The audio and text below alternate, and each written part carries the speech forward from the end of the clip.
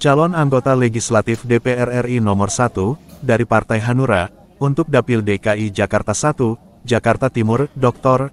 Haji Khairul Umayyah, MM, AK bersama pengurus anak cabang dan pengurus ranting, menggelar sosialisasi penguatan pemenangan, menjelang tahun pemilu 2024, bertempat di perumahan Malaka Country, Jalan Malaka Biru 7 nomor 14, RT 11, RW 10, Pondok Kopi, Kecamatan Duren Sawit, Jakarta Timur, Selasa, tanggal 26 Desember tahun 2023. Adapun riwayat pekerjaan dan organisasi yang pernah diemban oleh calon anggota legislatif tersebut antara lain, dosen Universitas Persada Indonesia YAI, Direktur Utama Solindo Group, pengurus DPP Partai Hanura, Wakil Ketua Umum DPP Gebu Minang, Dewan Pengawas Forum Alumni Mahasiswa Minang, FAMM, Dewan Pembina DPP Solok Sayo Sakato, S3, Dewan Pembina Perkumpulan Keluarga Kabupaten Solok, PKKS, dan Ketua Dewan Pembina DPP Ikatan Warga Saniang Baka, IWS. Dr. Haji Khairul Umayyah, MM, AK juga pernah bergabung di Bakri Group, tahun 1987, sampai dengan tahun 1993, dan pernah juga bergabung di Sahid Group, dari tahun 1993, sampai dengan tahun 1998. Dalam konsolidasi tersebut calon anggota legislatif DPR RI tersebut memberikan arahan, kepada para pengurus PAC dan pengurus ranting, tentang cara pencoblosan di pemilu nanti, yang diharapkan akan diteruskan dan disampaikan kepada para pendukungnya, dan juga arahan tentang menyangkut internal partai, mengenai langkah politik, untuk memenangkan calon legislatif Partai Hanura untuk DPR RI ini di pemilu 2024 nanti, untuk bisa lolos ke Senayan, yang mana sebelumnya di pemilu 2019, Partai Hanura tidak ada perwakilannya di DPR RI.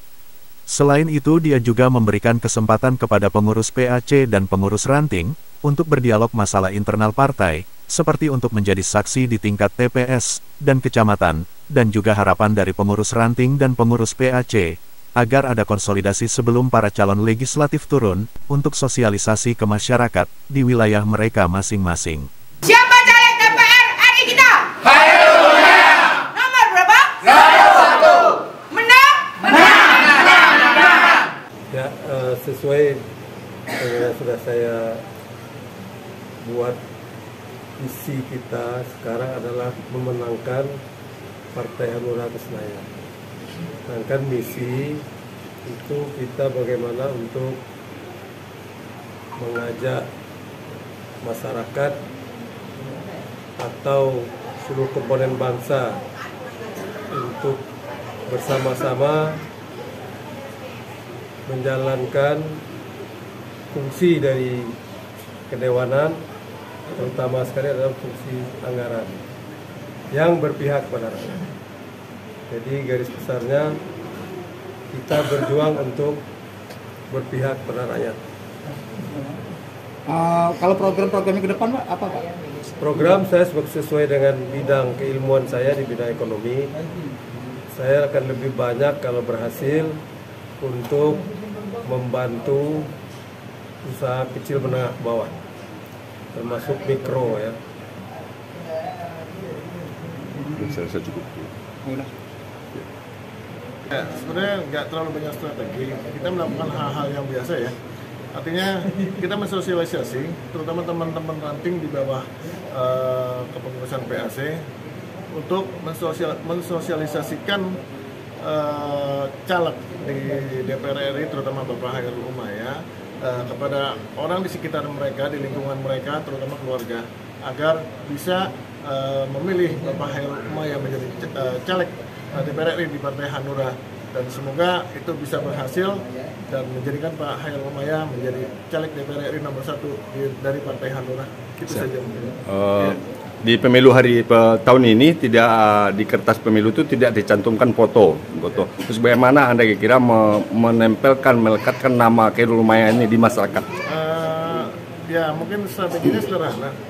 Barangkali ke depan saya juga berharap kepada Bapak Khairul Umayyah supaya setidaknya nanti sering-seringlah berkunjung ke tempat kita, ke tempat kami, supaya mereka lebih mengenal siapa Bapak Khairul Umayyah. Itu yang pertama. Yang kedua, barangkali bisa nanti dengan cara-cara atau trik melakukan selain sosialisasi, membuat seperti stiker atau bentuk apapun untuk bisa nanti kita tempelkan di setiap warga yang ada di wilayah kita supaya mereka lebih mengenal wajah ataupun siapa nanti orang yang akan dipilih menjadi caleg DPR RI dari Partai Hanura.